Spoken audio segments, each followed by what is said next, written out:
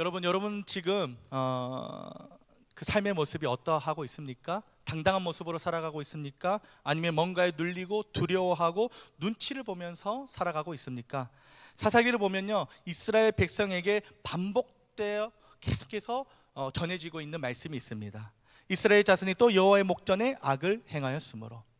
오늘 보면 사사기 6장도 똑같이 시작을 하고 있어요. 우리 사사기 6장 1절 한번 같이 읽어보도록 하겠습니다. 시작.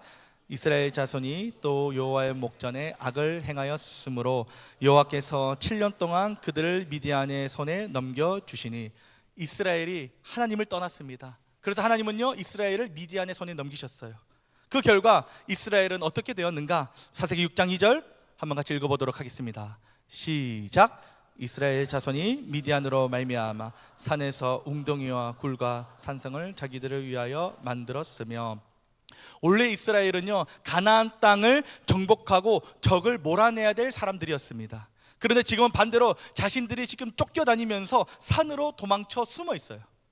하나님이 주신 땅에서 풍성함을 누려야 될 사람들이, 그곳에서 하나님을 예배하고 찬양하고 하나님을 선포해야 될 사람들이 먹을 것을 빼앗길까 봐 숨어서 곡식을 지키고 있는 꼴을 가지고 있습니다.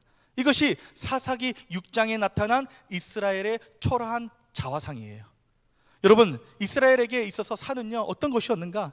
도망가는 피난처가 아니라 믿음으로 정복해야 될 곳이었습니다. 갈렙이 여호수아에게 뭐라고 고백했습니까? 여호수아 14장 12절 보면 그날의 여호와께서 말씀하신 이 산지를 지금 내게 주소서.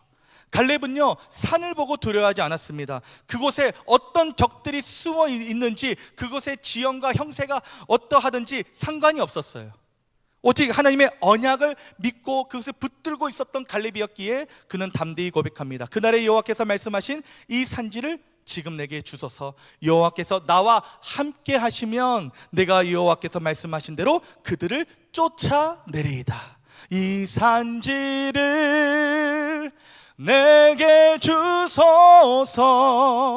그날에 주께서 말씀하신 이제 내가 주님의 이름으로 그 땅을 취하리라.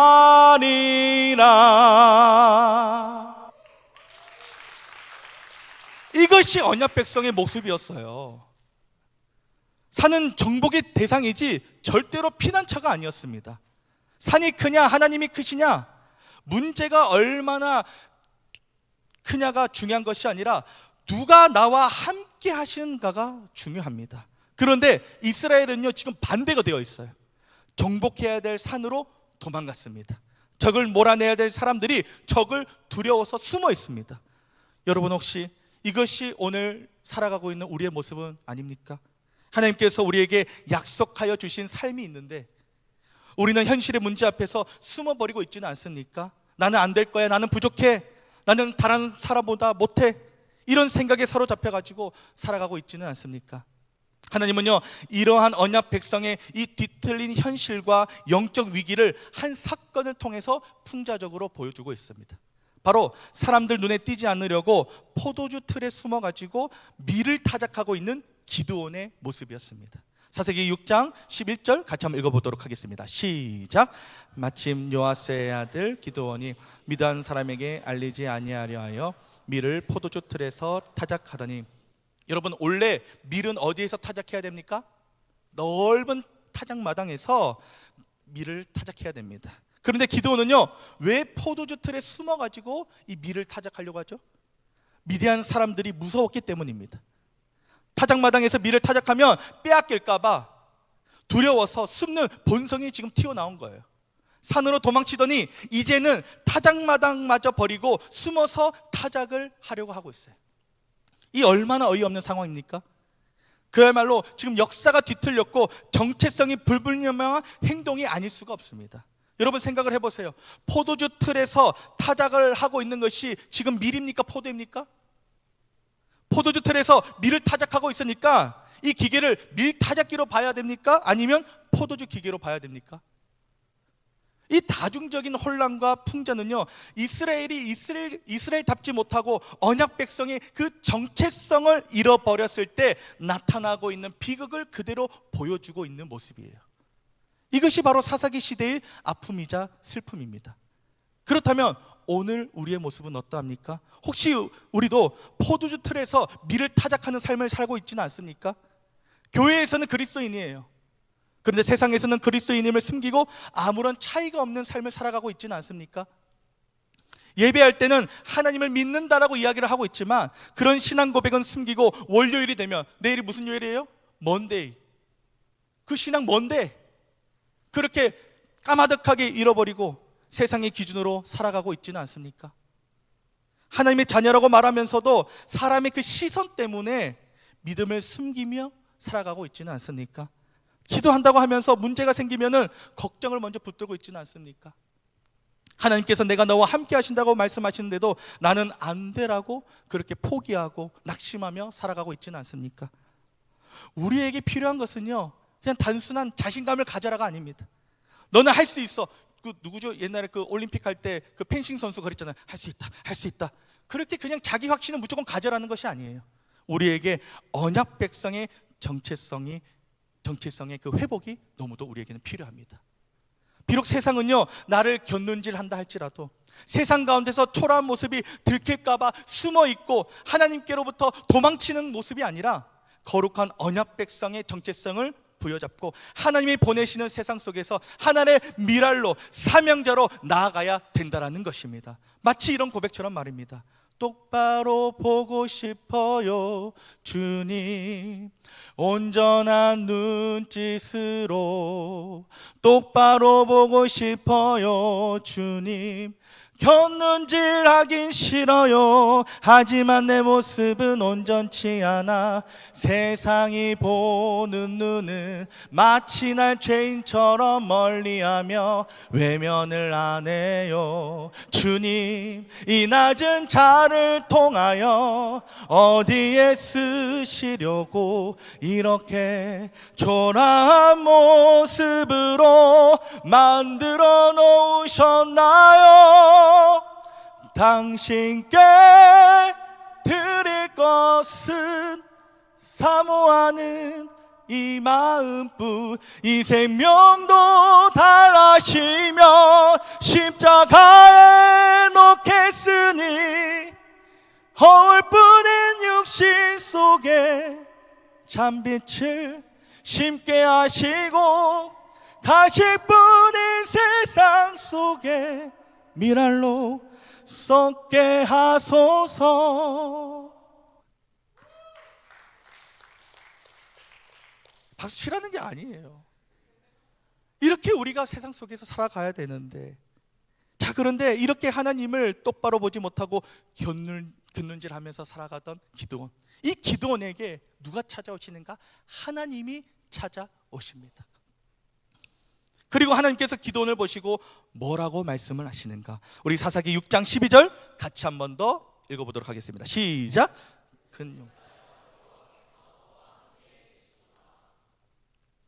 놀라운 말씀이에요, 여러분. 당시 기도원은요 큰 용사처럼 보이지 않았습니다. 포도주 틀에 숨어 있었잖아요. 미디안을 무서워했습니다.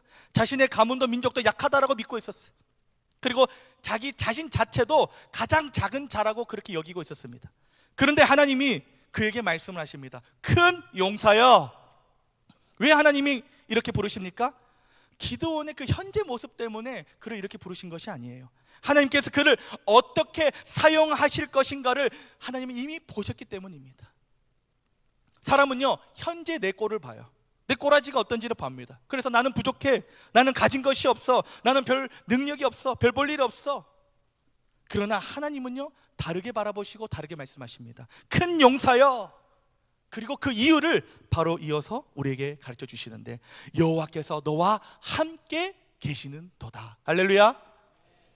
여기에 진짜 있어야 될 기드온의 정체성이 지금 담겨져 있어요. 언약 백성의 정체성이 지금 여기 나타나고 있는 거예요. 큰 용사이기 때문에 하나님이 우리와 함께 하시는 것이 아닙니다. 하나님이 우리와 함께 해 주시기 때문에 우리가 큰 용사인 거예요. 자, 그런데 안타깝게도 기드온의 반응을 보면요, 너무나 안타깝습니다. 우리 사사기 6장 15절 읽어보도록 하겠습니다. 시작. 오 주여, 내가 무엇으로 이스라엘을 구원하리이까? 보소서, 나의 집은 므낫세 중에 극히 약하고 나는 내 아버지 집에서 가장 작은 자니이다. 기드온은요, 자기 자신을 작은 자라고만 여기고 있어요.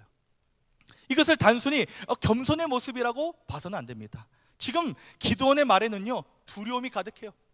열등감이 가득하고요, 자기의 한계에 대한 깊은 인식이 나타나고 있어요. 한마디로 나는 약하고 작아서 안 된다라는 거예요. 하나님, 전 용사 아니에요. 왜 부르셨죠? 나는 주님이 찾으시는 자가 아니라고 지금 항변하고 있는 거예요. 그런데 이것이 기드온 한 개인만의 문제는 아니었어요. 한 개인의 문제가 아니라 당시 이스라엘 전체가 산에 숨어 있었던 것만 봐도 지금 기드온이라는 한 사람을 통해서 언약 백성들이 얼마나 영적인 어둠 가운데 놓여 있었는지를 보여주는, 신앙의 현 주소를 나타내는 그런 모습이라고 볼 수 있습니다. 하나님께서는요, 이스라엘 후손을 하늘의 별처럼 바다의 모래처럼 그렇게 많게 하시겠다라고 약속해 주셨습니다. 그런데 이스라엘은요, 그 약속을 까마득하게 잊어버렸어요. 그래서 미디안 군대를 어떻게 바라보고 있는지 아십니까? 사사기 7장 12절 같이 한번 읽어보도록 하겠습니다. 시작. 메뚜기의 많은 수와 같고 그들의 낙타의 수가 많아 해변의 모래가 많음 같은지라.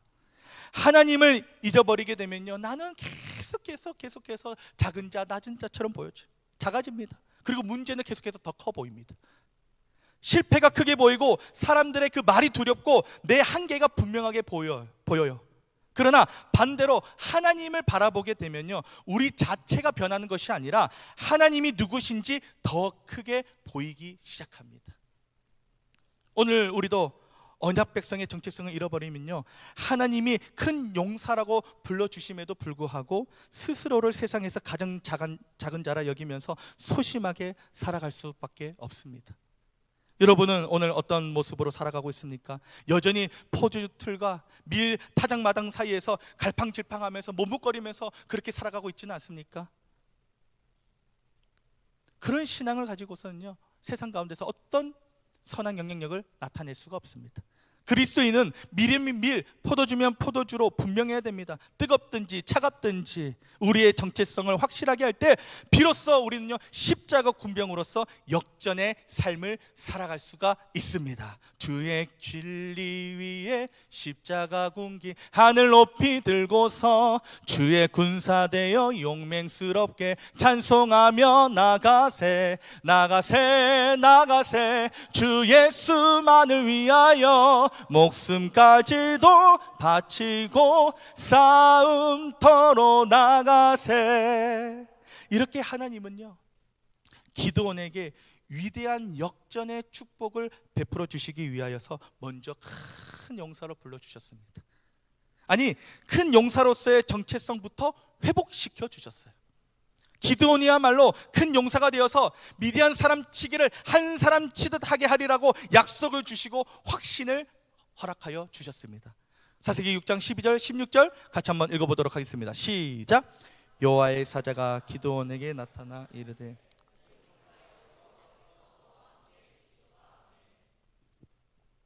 16절 이어서 읽겠습니다. 시작. 여호와께서 그에게 이르시되 내가 반드시 너와 함께하리니 네가 미디안 사람 치기를 한 사람 치듯 하리라 하시니라. 그런데요, 하나님의 은혜는요, 여기서 멈추지 않습니다. 하나님은 기드온을 큰 용사로 부르셨을 뿐만 아니라 그가 그의 정체성을 회복할 때까지 하나님은요, 그를 세심한 은혜로 이끌어 주십니다. 기드온이 하나님께 제물을 바치거든요. 제물을 바칠 때 바위에서 불이 나와가지고 그 제물을 불살라 버리면서 불로 응답하심으로 말미암아 당신의 살아계심을 확증해 주셨고, 두려워하는 그에게 안심하라, 두려워하지 말라 말씀하시며 그의 마음의 평안, 곧 샬롬을 허락해 주십니다. 우리 사사기 6장 21절 24절 같이 한번 읽어보도록 하겠습니다. 시작. 여호와의 사자가 손에 잡은 지팡이 끝을 내밀어 고기와 무교병에 대니 불이 바위에서 나와 고기와 무교병을 살랐고 여호와께서 그에게 이르시되 너는 안심하라, 두려워하지 말라. 죽지 아니하리라 하시니라. 기드온이 여호와를 위하여 거기서 제단을 쌓고 그것을 여호와 샬롬이라 하였더라. 아멘. 그러나 그럼에도 불구하고 이 기드온의 이 정체성의 회복은요, 단번에 이루어지지 않습니다. 바알의 제단을 헐라는 명령을 주님께로 받거든요.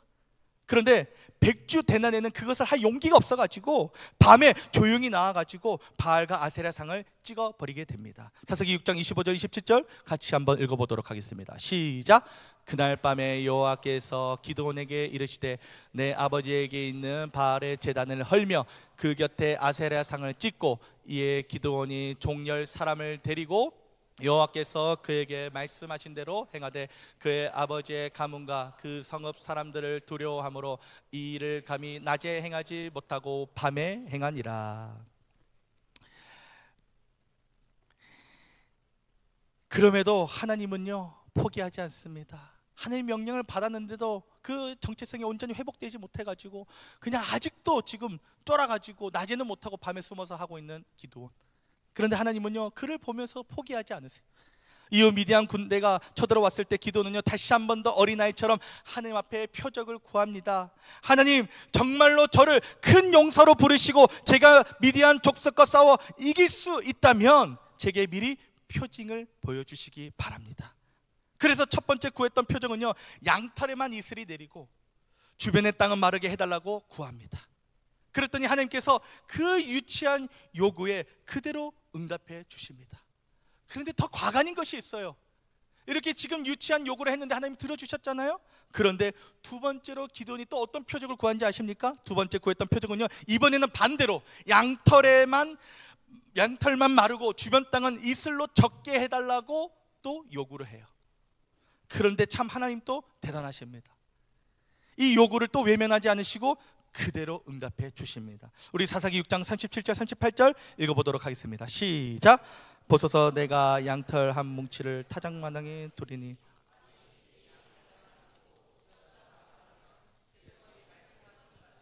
내 손으로 이스라엘을 구원하실 줄을 내가 알겠나이다 하였더니 그대로 된지라. 이어서 사사기 6장 39절 40절 한번 읽어보겠습니다. 시작. 기드온이 또 하나님께 여쭈되 주여 내게 노하지 마옵소서. 내가 이번만 말하리이다. 구하옵나니 내게 이번만 양털로 시험하게 하소서. 원하건대 양털만 마르고 그 주변 땅에는 다 이슬이 있게 하옵소서 하였더니 그 밤에 하나님이 그대로 행하시니 곧 양털만 마르고 그 주변 땅에는 다 이슬이 있었더라.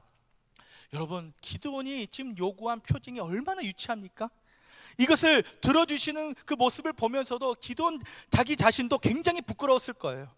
그런데 여러분, 이 사건을 통해서 이 기드온에게는요, 너무도 중요한 확신이 그의 심령 가운데 심겨지게 됩니다.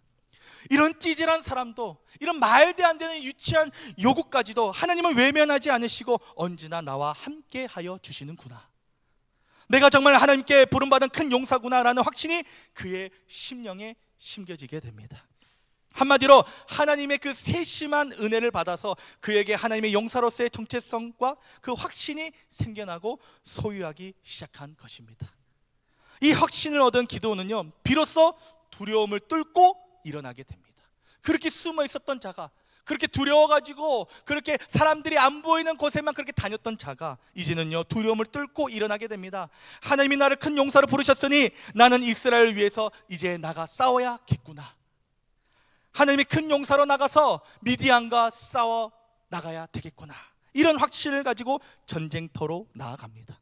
그리고 기드온은요, 하나님의 큰 용사로서 그 정체성을 가지고 주님을 위해 싸우는 거룩한 전사가 되어서 미디안 연합군 13만 5천 명을 단 300명의 군사로 승리하는, 하나님과 함께 놀라운 역전의 승리를 경험하게 됩니다. 오늘 우리도 마찬가지예요. 이 시대 가운데 우리는요, 하나님의 그 언약 백성으로서 하나님이 나와 함께 하신다라는 이 소명의 확신을, 하나님이 나를 큰 용사로 불러주셨다라는 정체성을 회복하고 소유해야 됩니다. 솔직히 우리 안에는요, 세상에서 적당히 평범하게 살면서 눈에 띄지 않게 신앙생활 하려고 하는 그런 마음들이 있습니다. 포도주 틀에 숨어서 안일하게 지내고 싶은 그런 솔직한 심정들이 우리 안에 있어요. 그래서 현대인의 정세에 맞추어서 이 부담 없는 메시지만을 찾아다니는 그런 사람들도 있기도 합니다. 하지만 진정한 설교, 진정한 목회는요, 성도들이 그 안일한 틀을 깨고 나와서 하나님의 부르시는 사명의 자리로 서게 하는 것이 진짜 목회고 설교거든요. 그래서 예배마다 설교마다 하나님이 우리에게 주시고자 하시는 그 영적인 콜링이 계속해서 예배 현장에는요 증거되고 또 우리는 그것을 계속 들어야 됩니다. 큰 용사의 여호와께서 너와 함께 계시는도다, 내가 너를 반드시 쓰리라. 이 메시지가 거룩한 부담으로 다가올지도 모릅니다. 하지만 그 부담이 인간적인 근심이 되어가지고 사명의 자리를 피하게 만들어서는 안 돼요. 하나님이 우리에게 영적인 부담을 주시는 이유는요, 바로 우리를 통해서, 여러분을 통해서, 여러분 한 사람 한 사람을 통해서 위대한 역전의 축복을 맛보게 하시려는 하나님의 특별한 은혜와 사랑이 그 안에 담겨 있기 때문입니다. 이사야가 그랬어요. 기드온이 그랬습니다. 처음에는 주저하고 거절했지만 하나님의 음성을 듣고 나서, 하나님의 말씀을 받고 나서 결국 이렇게 고백을 하게 됩니다. 주여, 내가 여기 있나이다, 나를 보내소서. 이제 내가 하나님의 전사로 미디안과 싸우겠습니다. 오늘 이 자리에 나온 여러분도 바로 그러한 사명을 받기 위해서 나온 줄로 믿습니다. 하나님께서 여러분에게 그 사명을 주시기 위해서 이곳으로 인도하여 주신 줄로 믿습니다. 하나님은 여러분을 통해 여러분의 가정, 여러분의 일터, 그리고 이 시대를 향한 위대한 승리를 여러분을 위해서 준비하고 계십니다. 사랑하는 여러분, 오늘 주신 이 말씀을 우리가 더욱더 붙잡으면서 기드온처럼 큰 용사로 일어나시기를 바랍니다. 하나님이 함께 하시는 그 확신을 가지고 거룩한 전쟁터로 나아가시기를 바랍니다. 하나님은 언제나 그런 여러분 한 사람 한 사람과 함께하여 주시며 여러분의 삶에 하나님이 허락하시는 위대한 역전의 꽃이 피어나도록 주님께서 붙잡아 주시고 역사해 주시고 일하여 주실 것입니다. 오늘도 그 놀라운 하나님의 역전의 약속을 바라보시며 주님 믿음 붙잡고 세상에 나아가 거룩한 전사로서 승리하시는 여러분이 되시기를 주님의 이름으로 축복합니다.